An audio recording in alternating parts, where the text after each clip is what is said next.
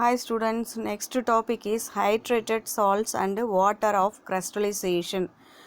So when ionic substances are dissolved in water to make their saturated aqueous solution, saturatedனா aquousனாலும் completely கரையும், அதான் hydrated salts.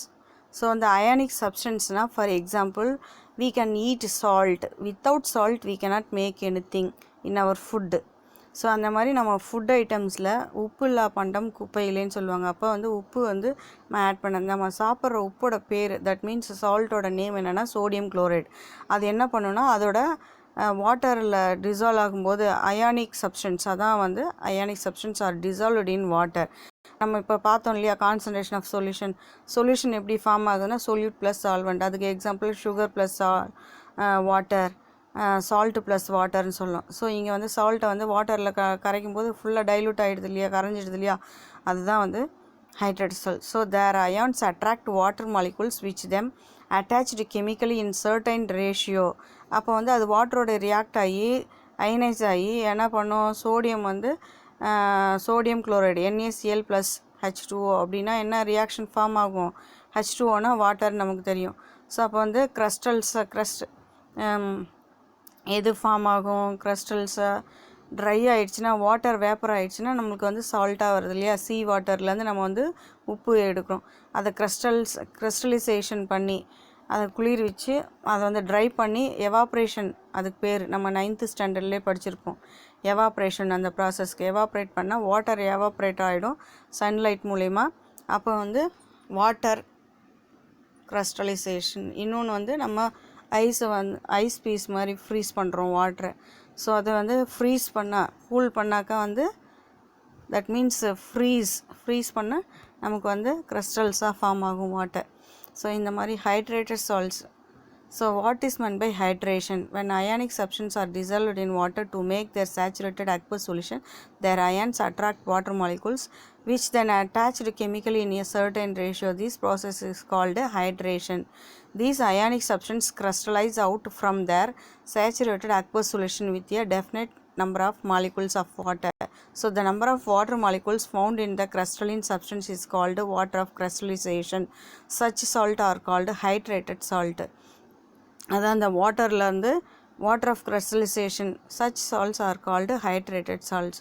So அப்போ வாட்டருக்குள்ளே சீ வாட்டரில் அந்த என்ன இருக்குது, உப்பு இருக்குது.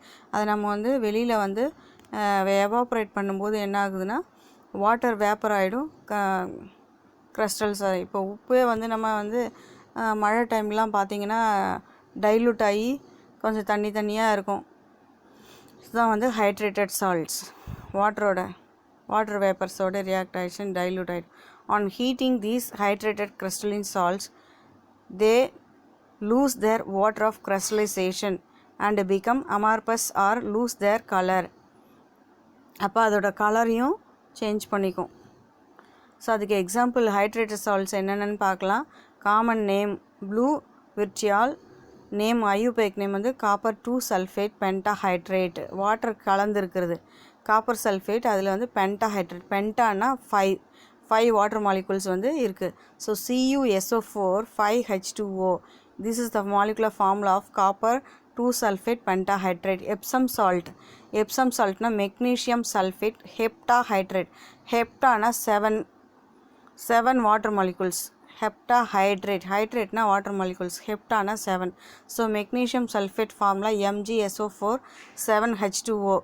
ஜிப்சம் கால்சியம் சல்ஃபேட் டைஹைட்ரேட், டைனா 2 CaSO4 2H2O, calcium sulphate name CaSO4.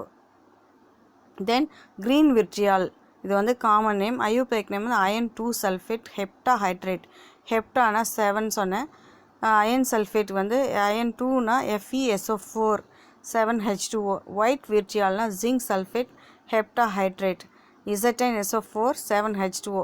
So zinc sulphate formula ZnSO4, ஹெப்டானா 7, ஹைட்ரேட்னா H2O, ZnSO4 7H2O.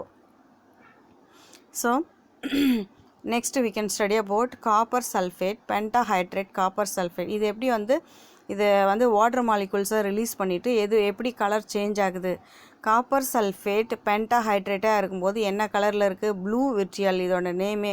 ஏன்னா அந்த சால்ட் வந்து ப்ளூ கலரில் இருக்கும். நம்ம எப்படி சுகர் இருக்குமோ அதே மாதிரி தான் இது பார்க்குறதுக்கு இருக்கும் கிறிஸ்டல்ஸாக. ஆனால் இது வந்து என்ன கலரில் இருக்கும்னா ப்ளூ கலரில் இருக்கும். ஸோ இதில் எத்தனை வாட்டர் மாலிகுல்ஸ் இருக்குது? 5 வாட்டர் மாலிகுல்ஸ் இருக்குது.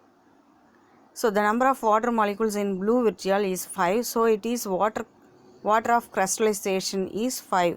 When blue colored copper sulfate crystals are gently heated, இதை ஹீட் பண்ணோன்னே it loses the 5 water molecules. 5 water molecules-ஐயும் லாஸ் பண்ணிடும். and becomes colorless anhydrous copper sulfate. anhydrousனால் அதில் தண்ணியே இருக்காது, வாட்டர் மாலிகுல்ஸே இருக்கும், ட்ரை ஆகிடும். அதை வந்து இங்கே ரியாக்ஷன்ஸில் கொடுத்துருக்காங்க. Copper sulphate 5H2O, CuSO4 5 into 5H2O on heating. First heat பண்ணோன்னே copper sulphate plus 5H2O anhydrous copper sulphate convert ஆகுது. ஸோ இங்கே ப்ளூ கலரில் பாருங்கள், டெஸ்ட் டியூப்பில் காப்பர் சல்ஃபேட் எடுத்துகிட்டு ஹீட் பண்ணுறாங்க. ஹீட் பண்ணோடனே இந்த ரைட் ஹேண்ட் சைட் பார்த்தீங்கன்னா கலர்லெஸ்ஸாக கன்வெர்ட் ஆகுது.